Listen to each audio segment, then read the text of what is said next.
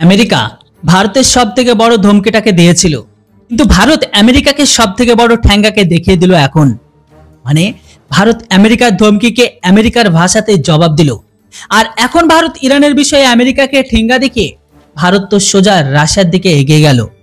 চলুন আমি আপনাদের পুরো বিষয়টা খুলে বলি যে আসল বিষয়টা কি, আর কিভাবে বা আমেরিকা ভারতকে ধমকি দিয়ে ভারতের রাগকে আরো বাড়িয়ে দিয়েছে। কেননা বন্ধুরা, ভারত আর ইরানের মাঝে চাবাহার পোর্টে চুক্তি হয়, যেটিকে নিয়ে আমেরিকা ভারতকে ধমকি দিয়ে বলেছিল, যেটি ভারতকে মনে রাখা উচিত। আমেরিকা যেন তেন প্রকারে ভারতের উপর প্রতিবন্ধকতা লাগাতে পারে, কিন্তু ভারত আমেরিকার প্রতিবন্ধকতাকে ঠ্যাঙ্গা দেখিয়ে নিজেদের রুখকে রাশিয়ার দিকে এগিয়ে নিয়ে গেছে।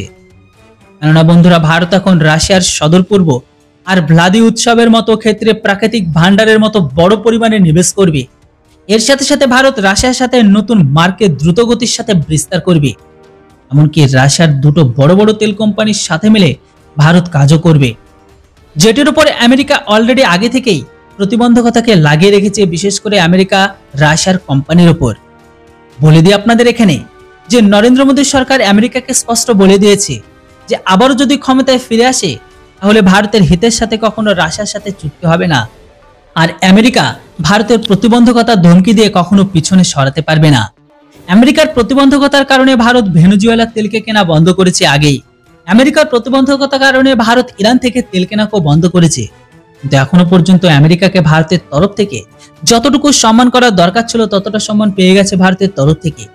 কিন্তু ভারত এখন নিজেদের ঊর্জা ক্ষমতা আর নিজেদের গুরুত্বকে সামনে রেখে কাজ করবে। তাই এমতো অবস্থায় বিশেষ করে ইরানের ব্যাপারে আমেরিকা ভারতকে ধমকি দিয়ে অনেক বড় একটা ভুল করেছে, কারণ আমেরিকার ধমকিতে এই আগুনকে আরো বাড়িয়ে দিয়েছে ভারত।